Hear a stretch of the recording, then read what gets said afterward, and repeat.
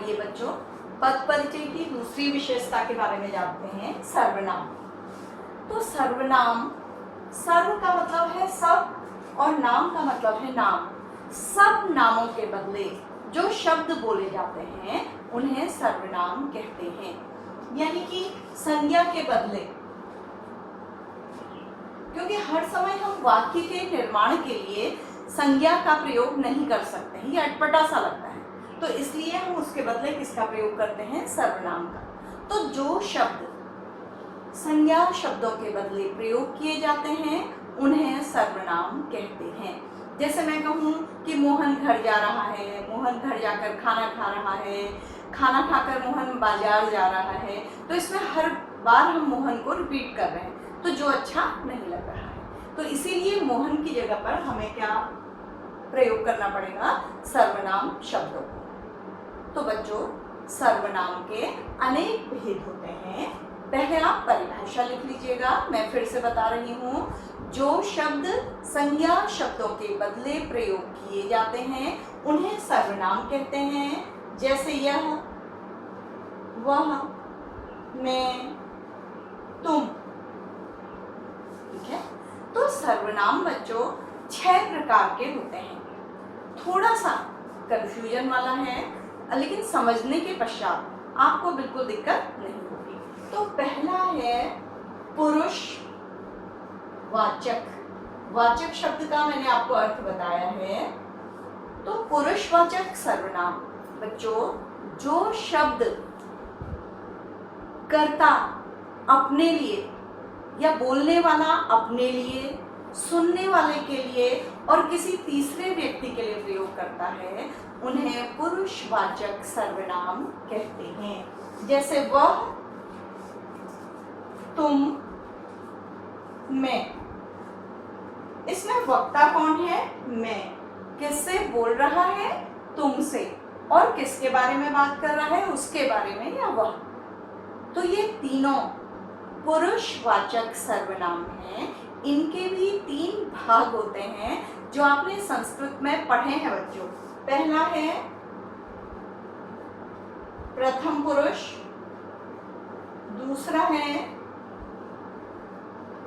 मध्यम पुरुष और तीसरा है उत्तम पुरुष। तो ये प्रथम पुरुष है वह,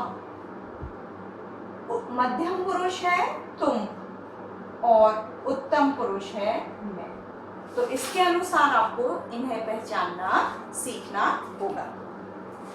ठीक है, तो दूसरा हमारा भाग है, दूसरा प्रकार है हमारा निश्चयवाचक सर्वनाम। निश्चयवाचक सर्वनाम। तो बच्चों, इसकी परिभाषा होगी कि जो सर्वनाम जो शब्द किसी निश्चित सर्वनाम की ओर संकेत करते हैं। निश्चित मतलब हमें कंफर्म होता है। जैसे यह जाएगा, मान लीजिए मैं क्लास में हूँ, मैंने किसी लड़के की ओर इशारा किया कि यह जाएगा, फिर मैंने कहा वह आएगा, तो मुझे कंफर्म है मैं किस नाम के लिए इस सर्वनाम को प्रयोग कर रही हूँ। तो होगा वह मेरा भाई है। तो ये जो सर्वनाम है वो एक निश्चित शब्द की ओर संकेत कर रहा है, निश्चित संज्ञा की ओर, तो ये निश्चयवाचक सर्वनाम है। तीसरे में हम आते हैं, वो है, हम इसमें खाली क्या जोड़ देंगे, अनिश्चय।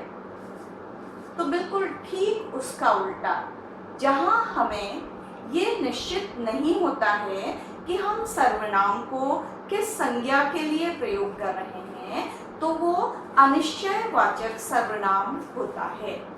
जैसे कोई आया था, कुछ खाया था। तो बच्चों, इसका सर्वनाम है ये, जिसमें इन शब्दों की अनिश्चितता है, नाम पता नहीं है, उसके बारे में पता नहीं है, कुछ भी निश्चित नहीं है। ये देखिए यहाँ भी कुछ भी निश्चित नहीं है। हम आए दिन रोज इस तरह की भाषा का प्रयोग करते हैं। मान लीजिए हमें जिसका नाम पता नहीं होगा, हम कहेंगे कोई आया था, कुछ खाया था, कोई गया था। तो इस तरह के सारे सर्वनाम अनिश्चयवाचक सर्वनाम की तरफ संकेत करते हैं। तो हम अपने चौथे सर्वनाम की ओर आते हैं, जो है, यहीं पर मैं बदल देती हूँ इसको,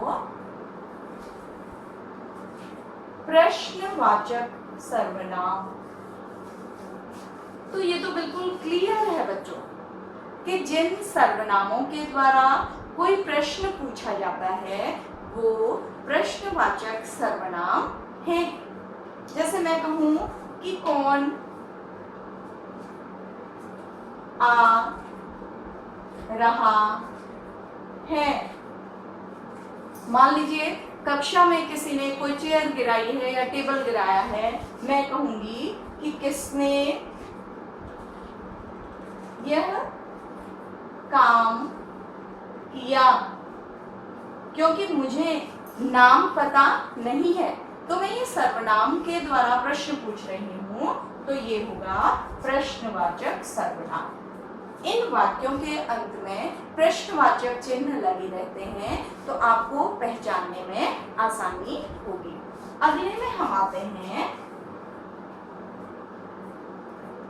हमारा संबंधवाचक सर्वनाम। संबंधवाचक सर्वनाम बच्चों, इसके लिए मैं आपको याद दिला रही हूँ, आपने 9th में एक वाक्य पढ़ा था संकेतवाचक, आपको याद होगा, जो परिश्रम करेगा उसे ही फल मिलेगा। बिल्कुल उसी पर आ जाइए आप। ये सर्वनाम वाक्यों के बीच में दो आते हैं सर्वनाम एक ही वाक्य में, और एक दूसरे वाक्य से संबंध को दर्शाने वाले होते हैं। जैसे जो करेगा वो भरेगा, है ना बेटा। ये देखिए इसमें दो सर्वनाम आते हैं और इन वाक्य के दो उपवाक्यों का आपस में संबंध है, इसलिए इन्हें संबंधवाचक सर्वनाम कहते हैं। ऐसे सर्वनाम आपने जैसी करनी वैसी भरनी, जो पढ़ेगा वह सफल होगा, जो परिश्रम नहीं करेगा वो असफल होगा। तो ऐसे आपने पेयर वाक्य में उपवाक्यों में जो भी सर्वनाम प्रयोग किए जाते हैं वो संबंधवाचक सर्वनाम हैं। तो बच्चों ये आपका था 5वां। अब आपका छठा है निजवाचक सर्वनाम। निजवाचक सर्वनाम, ये सर्वनाम बोलने वाला व्यक्ति अपने लिए प्रयोग करता है। जैसे मान लीजिए आप मेरी सहायता करने के लिए आए हैं, मेरी पेन गिर गई, तो मैं कहूंगी कि बच्चों उठो मत, मैं अपनी पेन स्वयं उठा लूंगी। तो ये जो स्वयं मैंने अपने लिए प्रयोग किया बोलने वाले ने, ये या मैं कहूं कि मैं अपना काम खुद कर सकती हूँ। तो ये जो मैंने यहाँ पर कहा कि मैं भी सर्वनाम है बच्चों, लेकिन मैं पुरुषवाचक सर्वनाम है।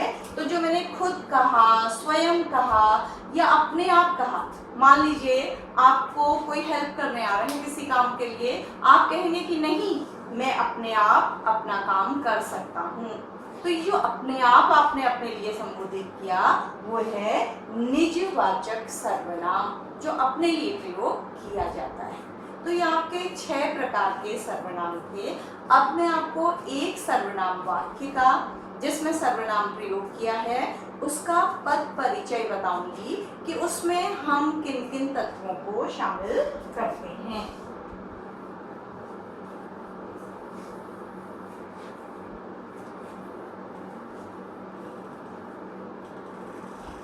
तो बच्चों मान लीजिए मैं लिख रही हूँ पद परिचय, मुझे लिखना है मैं दिल्ली जा रही हूँ। तो इसमें सर्वनाम क्या है, ये आपको पद परिचय करने के लिए दिया गया है। तो आप क्या क्या स्टेप इसमें लिखेंगे ये देखिए। पहले आप सबसे पहले सर्वनाम लिखेंगे और फिर आप लिखेंगे उत्तम, नहीं पहले बच्चों लिखेंगे आप उत्तम पुरुष नहीं, पहले आप लिखेंगे पुरुष वाचक, फिर लिखेंगे आप उत्तम पुरुष, फिर आप जो जो तत्व संज्ञा में लिखते थे, जो जो फीचर्स वो आपको इसमें भी लिखने होंगे। जैसे मैं का यहाँ पर लिंग क्या है, स्त्रीलिंग। और बताइए वचन क्या है, मैं जाने वाले कितने लोग हैं, एक वचन, एक वचन। और मैं अगर जा रही हूं तो मैं क्या हूं, कर्ता कारक, कर्ता कारक, कर्ता कारक। और उसके पश्चात जो आता है वो आता है कि मैं जो है वो सीधे से किस क्रिया से संबंधित है, रही हूं।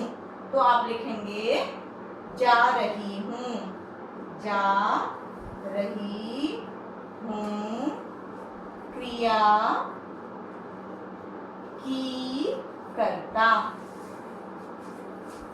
ये तो आपको कुछ समझ में आया कि आपको अगर सर्वनाम का पद परिचय करना हो तो आपको क्या क्या लिखना है। अगर यहीं पर बच्चों इसको मैं बदल देती कि मैं दिल्ली जा रहा हूं, तो बताइए क्या क्या बदल जाता, सर्वनाम होता, पुरुषवाचक होता, उत्तम पुरुष होता, ये क्या हो जाता, बदल जाता। क्या हो जाता, ये पुल्लिंग। तो क्या आपको समझ में आया है? इनको एक बार फिर से पढ़िएगा, लिखिएगा, उसके बाद आपके सामने सब कुछ स्पष्ट हो जाएगा। तो पद परिचय के अगले तत्व हम अपनी अगली कक्षा में पढ़ेंगे। तो आज हमने पढ़ा बच्चों संज्ञा, संज्ञा के 3 भेद, संज्ञा के पद परिचय में हमें किन किन फीचर्स को या तत्वों को लिखना होता है, क्या क्या व्याकरणिक परिचय उसका देना होता है, फिर सर्वनाम की परिभाषा, उसके प्रकार और उसका पद परिचय करना सीखा। उम्मीद है आप समझ गए होंगे और आप इसको अपनी पुस्तक में से एक बार पढ़ के इसका अभ्यास भी करेंगे। और जो कक्षा कार्य में लिखित कार्य दिया गया है उसको आप अपनी कॉपी में करें।